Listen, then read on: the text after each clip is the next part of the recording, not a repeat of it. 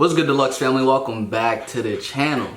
So I heard in this video right here, this lady had left her husband to be with her childhood boyfriend. Just like that. Done and over with. I don't know the reason why, but one thing that I can say is that if it wasn't because he was cheating or abusing her, the reason why she left is not valid. Because we forget that we get married in the eyes of God. This is no boyfriend, girlfriend, we could leave whenever. When we get married, that's like God sealing us together, becoming one flesh. I feel like a lot of people forget that.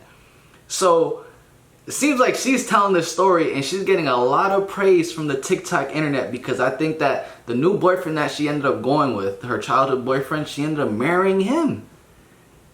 Oh, nah, and don't let me find out if she took half that dude's bread when she divorced him too. That's tough.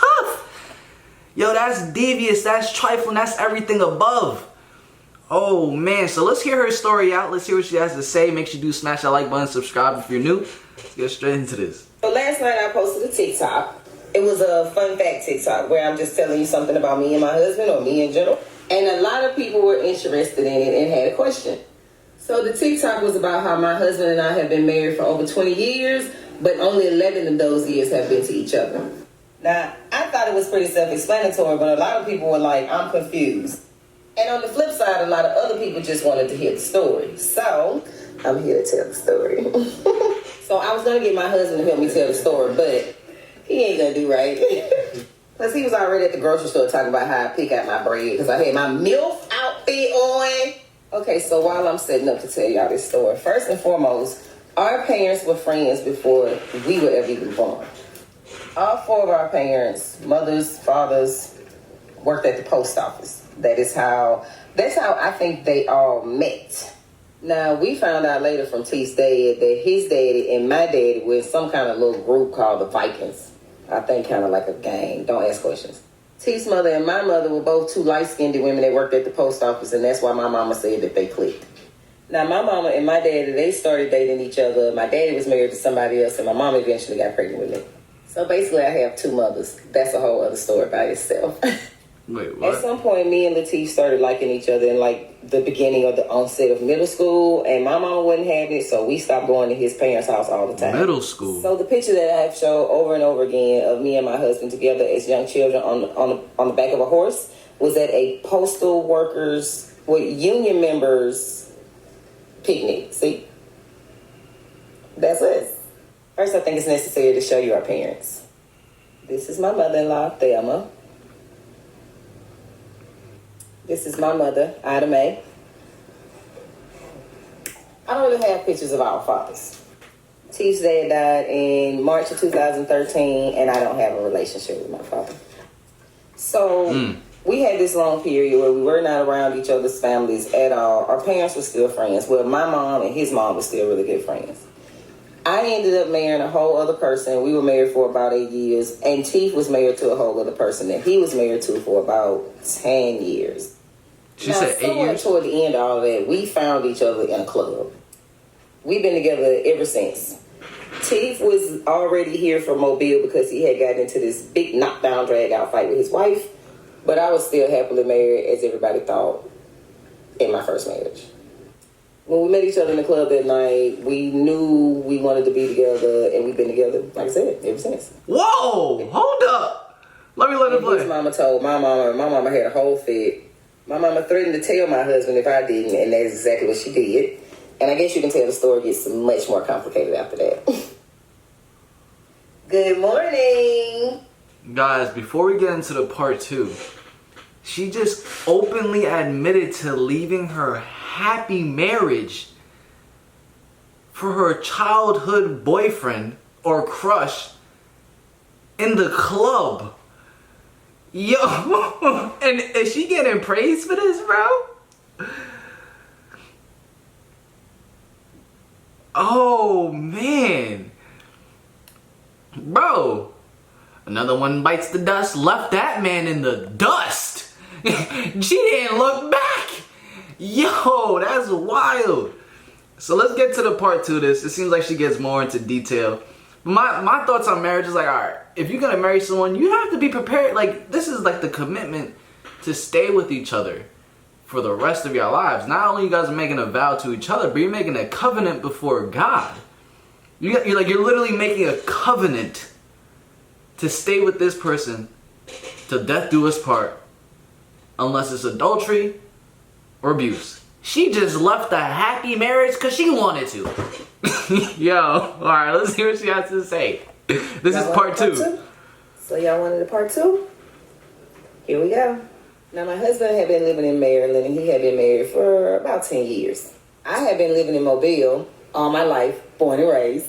When he got into the problems he had in his marriage, he came back to Mobile, where he was also born and raised.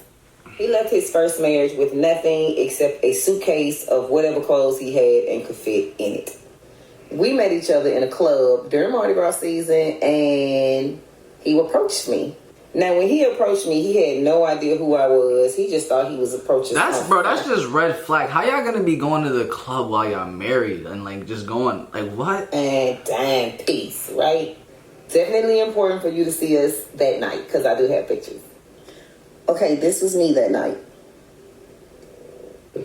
and this was my husband. So he did approach me looking fantastic in that hat and that vest, which were both his fathers.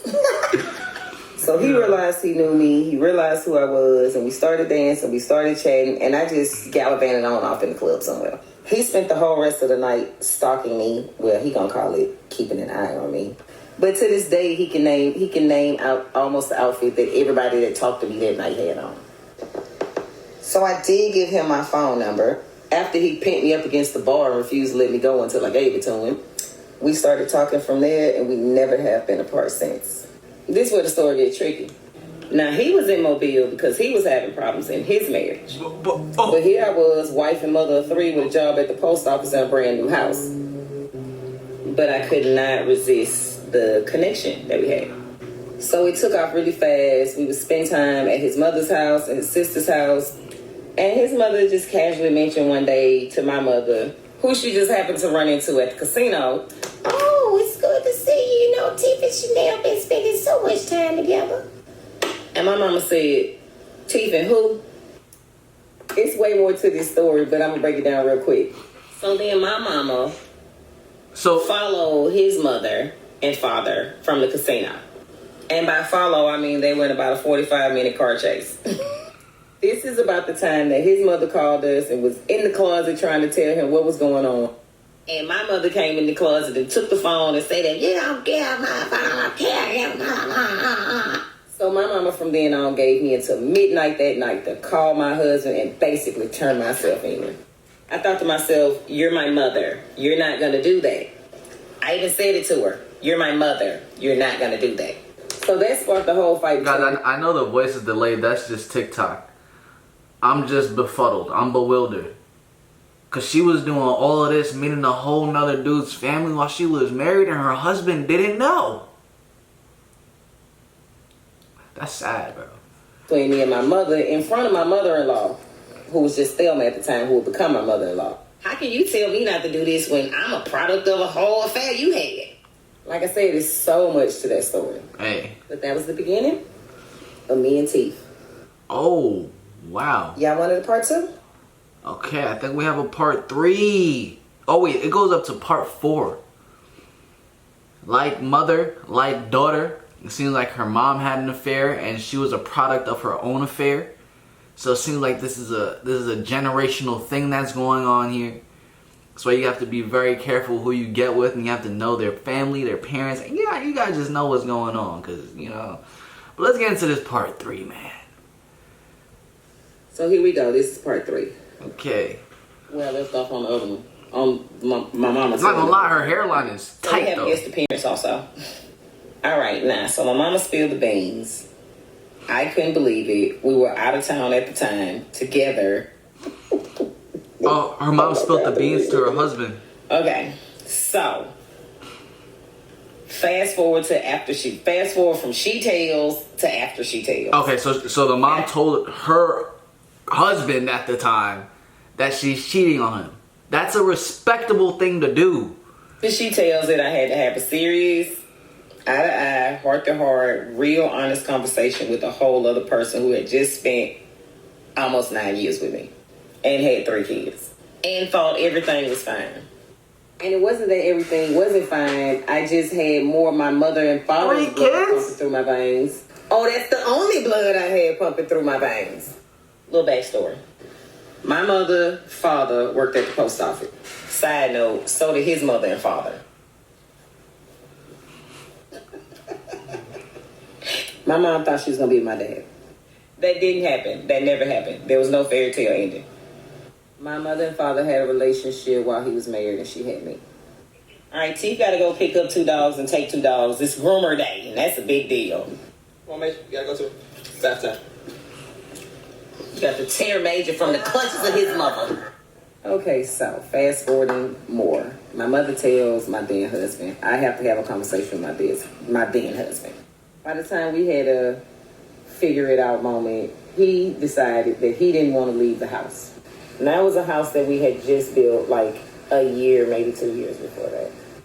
I was set on what I wanted to do. I didn't see it going any other way. So I decided if he's not going to leave the house, I'll leave the house.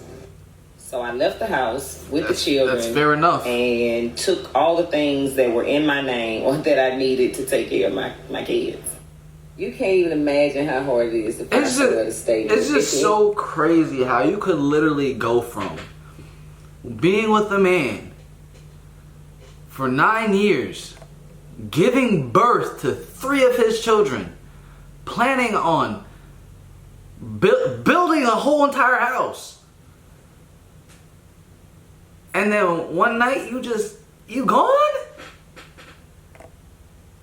Yo, that's traumatizing, bruh. That's very, very traumatizing. Very. This is why I gotta have a woman of God. I have to. Because in this case, there wasn't one thought about the covenant she made before God. There wasn't one thought about adultery. There wasn't any of that when it came to her doing what she was doing. There was no other reason for her to stop. There was no reason for her to stop, but for herself, for her own like self-benefit. Dang, bruh. The income is all fucked up because you just got a house. So I ended up asking my father if he would help me get an apartment, which he did. Reluctantly, but he did. That is when Teef and I moved in together. It was in the same year that we met. It probably was a few months later. Disclaimer. None of this is something that I'm proud of. It's just my story. Okay. So Teef came to Mobile after having a fight with his first wife with nothing. I left a home and a life that I had just really built. Yeah. With just what I needed to take care of my children and start a new home. My mother gets involved. Whole other story. She convinces the credit union to come and repossess my vehicle. But it was like 40 days late. Another story. Yo. So here we go. This is part 3. Man, I'm pretty sure when you sign the prenup, that means that you don't have to give half of what you own. I think I might do that, because nowhere in the Bible does it say if y'all break up, she taking half. You know what I'm saying? Like, marriage is a biblical thing. It's not a state thing. The state obviously tries to have some control over it, but that's not what's going down. I'm doing it as biblical as possible because that's the origination of marriage. So now we have this last one, man. We have part 4, the last part. Let's see what other beans that she spills about this entire affair. So a lot of people want to hear the part 4 version, I guess it's a version, of how things ended up with me and my mother following all of that chaos. It's important to say here that when I started doing these videos, the one thing I said is that I actually prayed to God that if he would change me, I would be so much better for the relationship with me and my mother so that I could have a better relationship with my children. My mother and my mother-in-law never... What happened to God and your husband, though? Yo, what happened to praying then? That's crazy. Okay, at least she said she's not proud of it, but dang. I had a problem after that because my mother-in-law knew my mama was a little hot-tempered. But when my mother-in-law found out she was terminally ill with cancer, my mother spent the first night in the hospital with her. And that was a big deal because my mom did not like hospitals. But that's them together. Around the time we found out that my mother-in-law was terminally ill. My mother never really apologized to me for doing any of that stuff. She was from a time period and was raised in a way that apologizing was not something that she did. My grandmother had left my mother and her siblings when my mother was 9 years old with my grandfather. So my mama just had a totally different perspective on, like, apologizing. Oh, wow. So things weren't all... So her grandmother also left her grandfather. Oh, this is a generational thing. Oh, man. We are witnessing this here and now on Noah Jacob TV. On how, yo, there could be some strongholds for generations that need to be broken, bro. Holy shucks. Yo, wait, run it back? Is that what she said? But that's them together. If he would change me, I would be so much better for the relationship with me and my mother so that I could have a better relationship with my children. My mother and my mother-in-law never had a problem after that because my mother-in-law knew my mama was a little hot-tempered. But when my mother-in-law found out she was terminally ill with cancer, my mother spent the first night in the hospital with her. And that was a big deal because my mom did not like hospitals. But that's them together. Around the time we found out that my mother-in-law was terminally ill.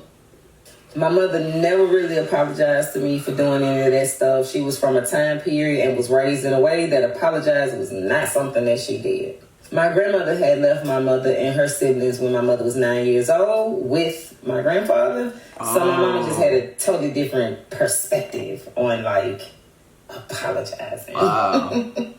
Things weren't always bad with me and my mother. I mean, she did the best she could raising me as a daughter, considering the relationship that she had with her mother. But as a child, I was like her little toy, like a little doll, and she was my best friend. A few months before my mother died, because I was learning how to do makeup, I did makeup on her. And when she did die, I felt kind of tired to makeup. It's the only thing that kind of got me through the grief. And in the process, it started a business, which totally changed my life. But this is the face I did on it. It's like, I don't know how much I'm going to be able to talk about my mother on here. And it is almost the anniversary of her death. So that is probably the only reason that I'm talking about it, because it's on my mind and my heart to do so. So when a lot of people ask me, how did I start my business? Honestly, I started my business following my mother's death. I don't remember. We're getting into other things rather than the purpose that we came here for, was to hear about the story of how she left her happy marriage, her husband and 3 children, along with the house that they built together, for her childhood crush in the club. You know, when you put it like that, it sounds crazy, but that's really what happened here. That's exactly what went on. Okay, well there you have it. We come across something new every single day, guys. Alright, if you did watch this point of video, make sure you do like and subscribe. I'm going to catch you guys in the next one. This is when you're going to catch me in the next one. Peace. Love y'all.